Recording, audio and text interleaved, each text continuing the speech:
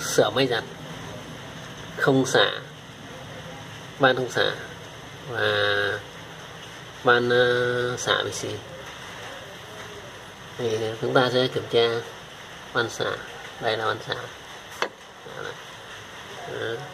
Sau khi kiểm tra thì thấy van rất là dơ. Đây là cái mặt van.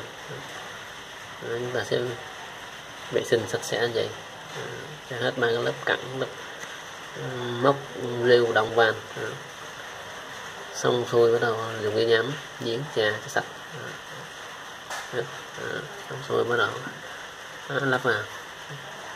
Đây là bộ phận kéo van xả. Quá trình sử dụng lâu ngày thì trong cái bộ nhông như này nó sẽ bị mòn. Khắc phục bằng cách là mở ra kiểm tra.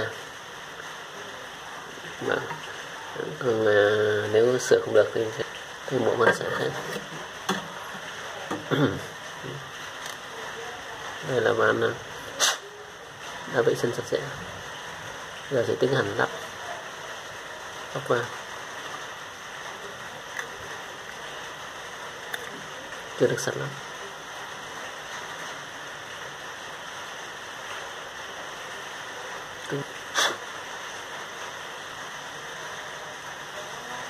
Lắp van thì sao?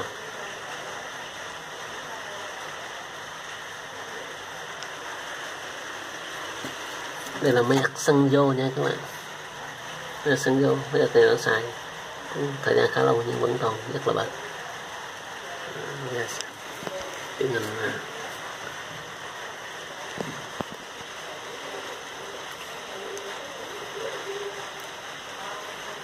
lắp van như vậy.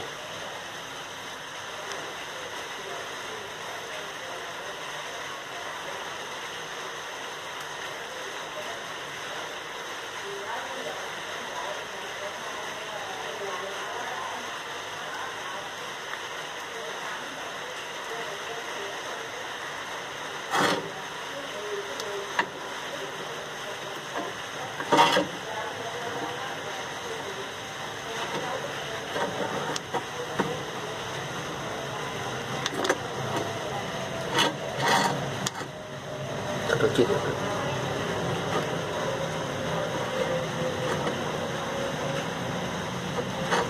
thứ hai là bạn cái móc này.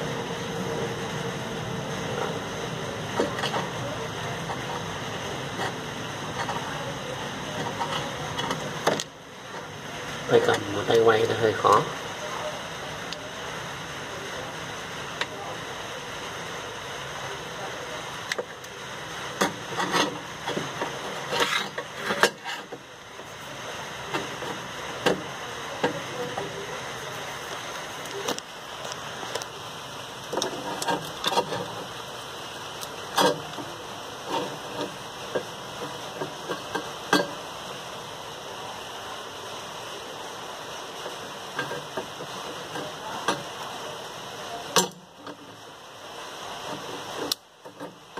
Yeah.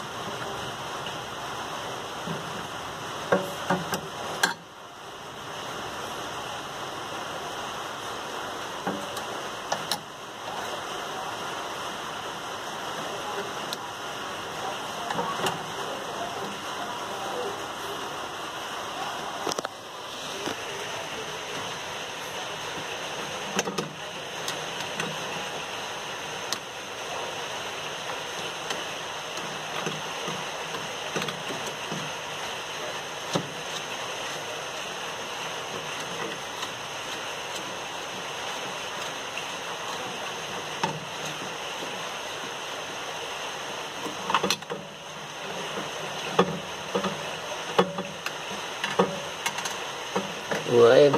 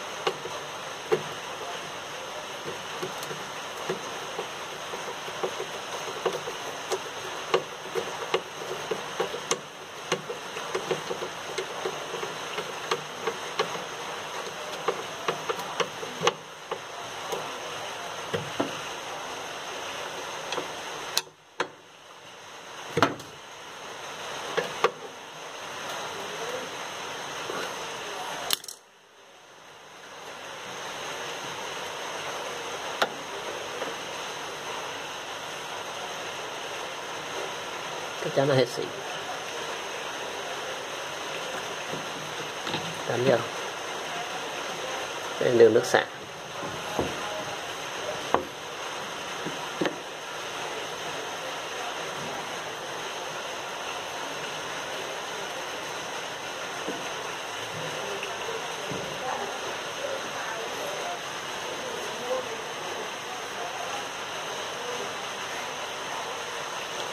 Rồi xong.